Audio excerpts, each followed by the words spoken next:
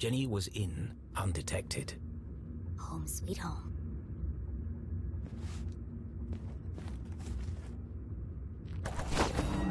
What the heck?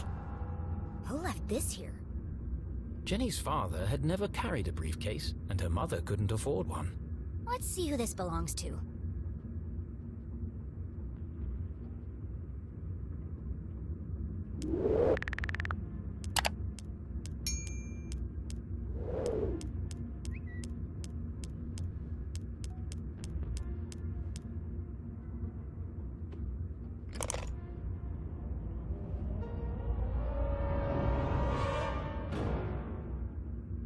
Who carries around a fancy briefcase with a children's book inside? The Hawk and the Weasel. Hang on a second. Jenny recognized the book. She'd seen a copy of it next to the dean's lifeless body. In the library. There must be something significant about it.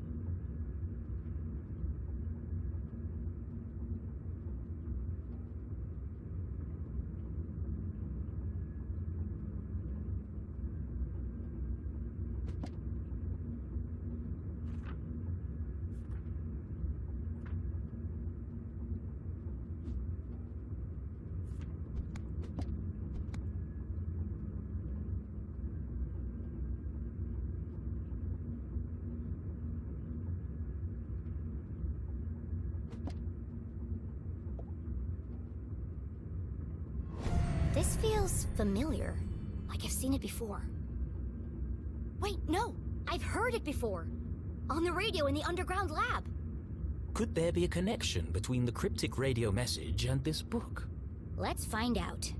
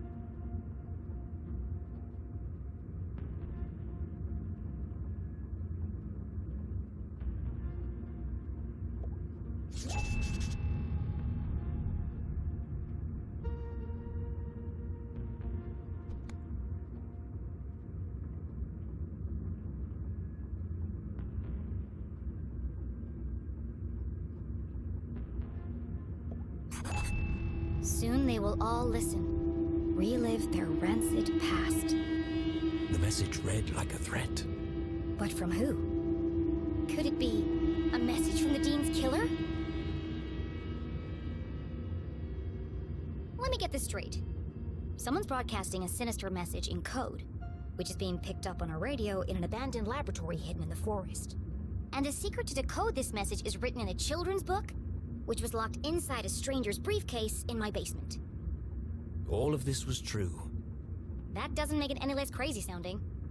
But not all mysteries could be solved in an instant. Sometimes questions had to percolate, like a good cup of coffee.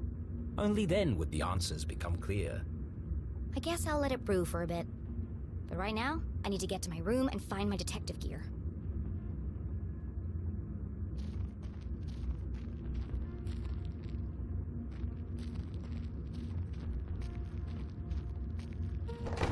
Oh, crap! Hey! What are you doing? Nothing. Just looking for more beer.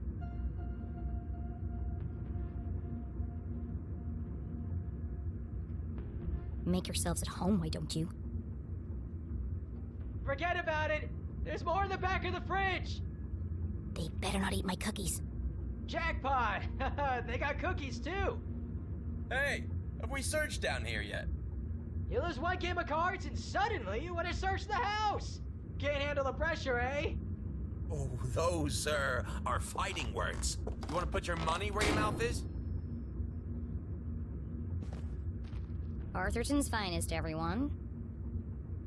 There was no way Jenny could reach her bedroom without being caught by the police. Which means I can't get my detective gear. Great. But this was a basement, a veritable treasure trove of old possessions. Surely something around here would prove useful. Maybe, but I can't see a thing. Let's shed some light on the situation.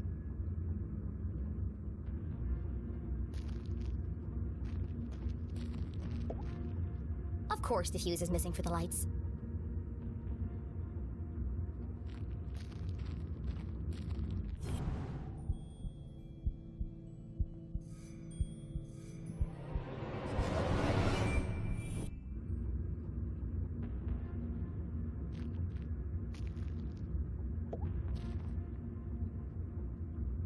Jenny wasn't prone to sentimentality, but seeing her father's desk, the disorganized muddle of books, photos, and the faint smell of ammonia, more reminders that her dad was here not so long ago.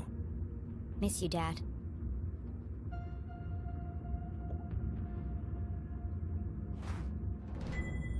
This was years ago.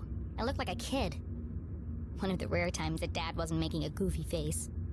He used to say, serious people make serious mistakes. I might, need this later.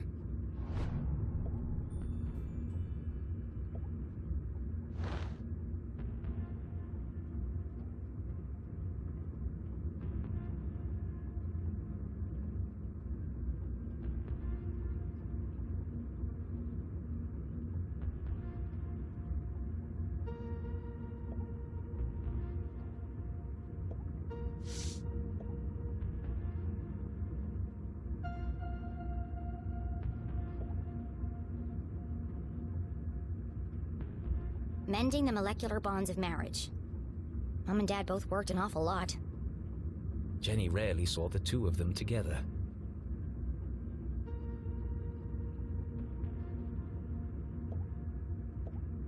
This one test tube looks recently used. The others are all covered in dust. A small puddle of liquid had pooled on the desk. Looks fresh. Still sticky.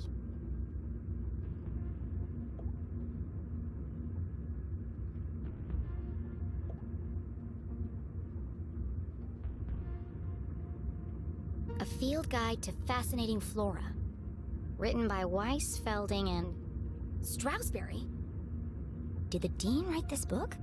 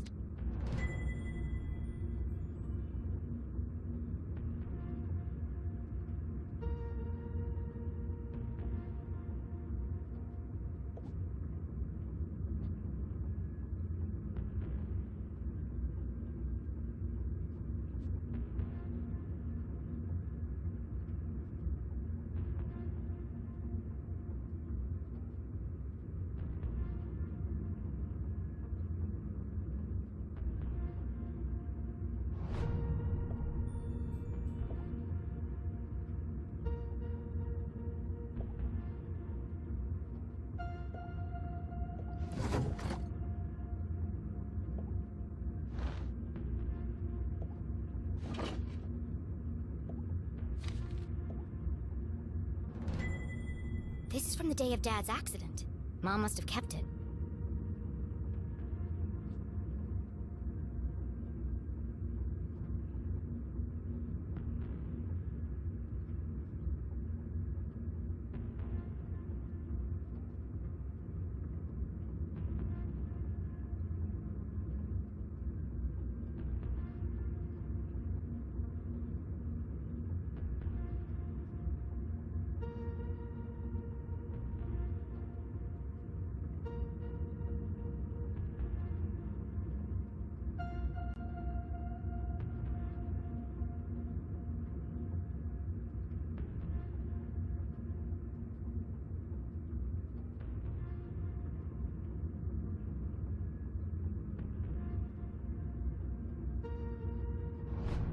The dean called the lab explosion an accident, but everyone in town seemed to blame Dad.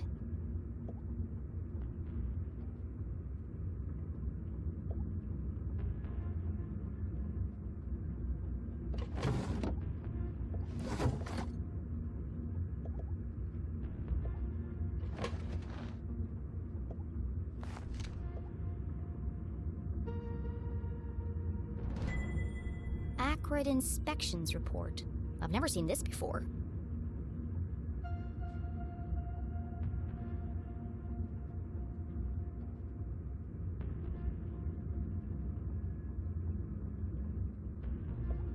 This contradicts the newspaper article which stated my dad made a mistake. Everyone in town blamed him for the accident. But they were all wrong. The lab was unsafe. He shouldn't have been working there.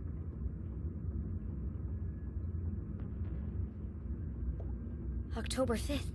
That was 1 week before. Her father's accident.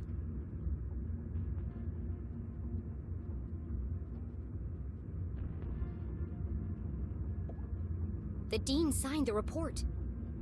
Someone had circled the signature in red pen. He must have known that the lab was unsafe, but still let my dad work in there? Any rational mind could see it. Strong evidence linking her mom to the dean's death. This doesn't prove anything. But it was a clear motive for murder. Revenge. My mom wouldn't do that. But who else would see it that way? There must be an explanation. I just don't know what it is yet.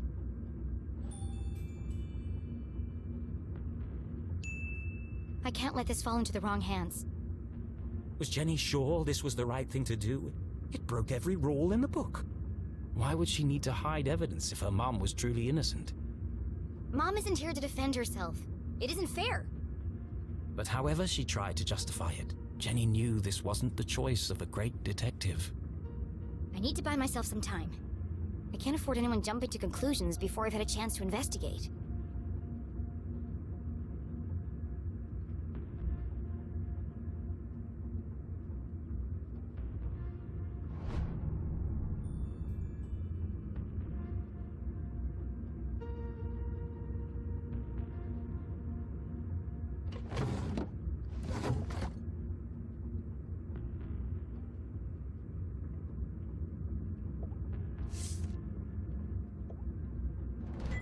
Aha! The missing fuse.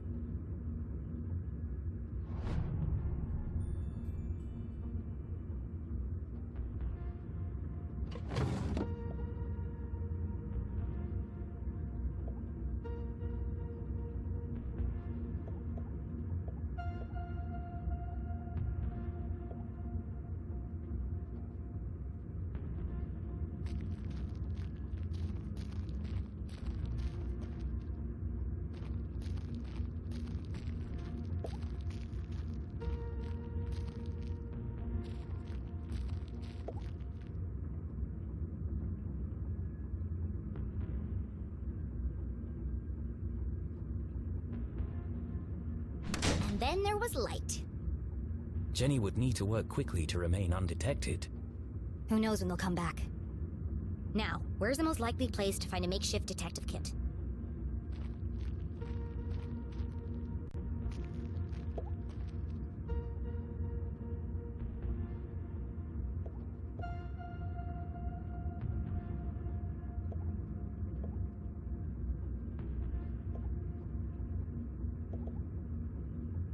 Quantum tunneling and adaptive spectral optics. Sounds like a real page turner. Dad was such a nerd.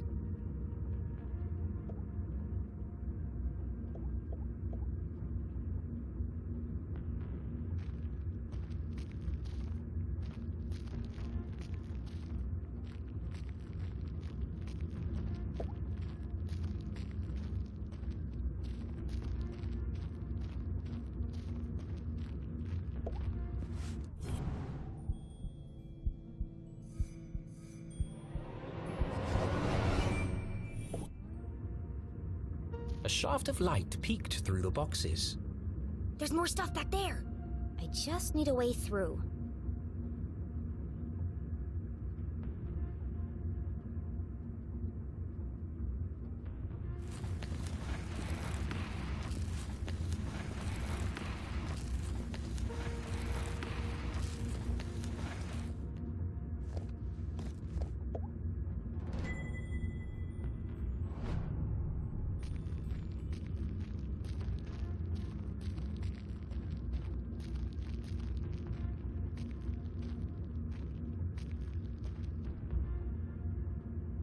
Jenny's instincts had been correct. Dozens of boxes lined the back wall of the basement.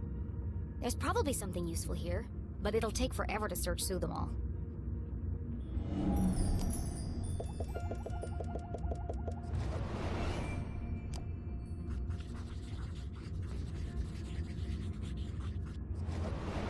CSI supplies. That must be Mom's old gear.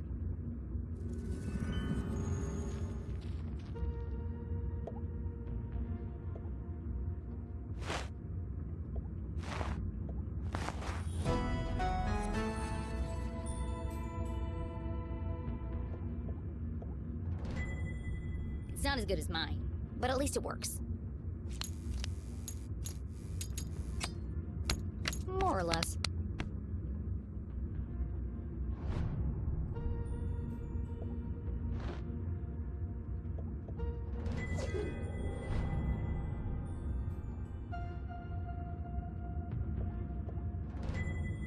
My key to the city. An old set of lockpicks.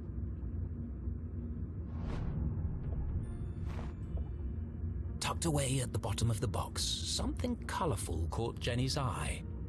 She pulled it carefully from the container and unfolded it. This must be Mom's old jacket. It smelled of formaldehyde and fingerprint powder. From her CSI days. And so, she tried it on.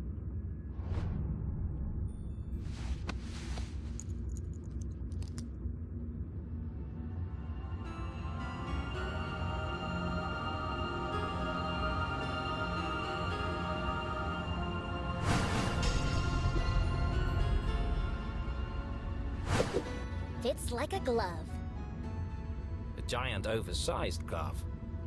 And it smells like Mom. Her mother had never felt so close, and yet so far away. I won't let them take you away from me too. Jenny's search was complete. It's not the world's best detective kit, but it'll do. For the first time in her life, she felt like a real detective. She had a serious crime to solve. And a seriously sharp outfit to match.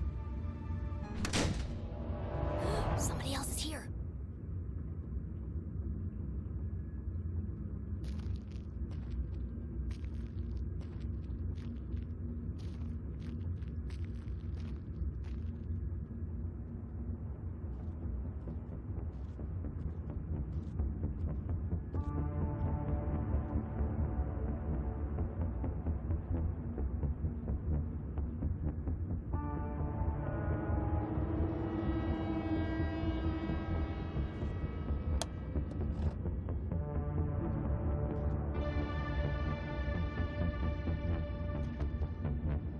That was no cop.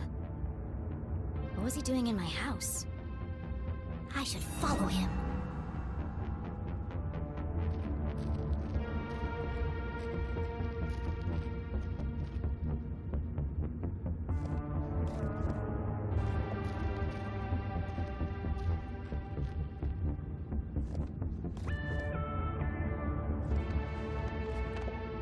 Was Jenny ready to follow the mysterious man in black?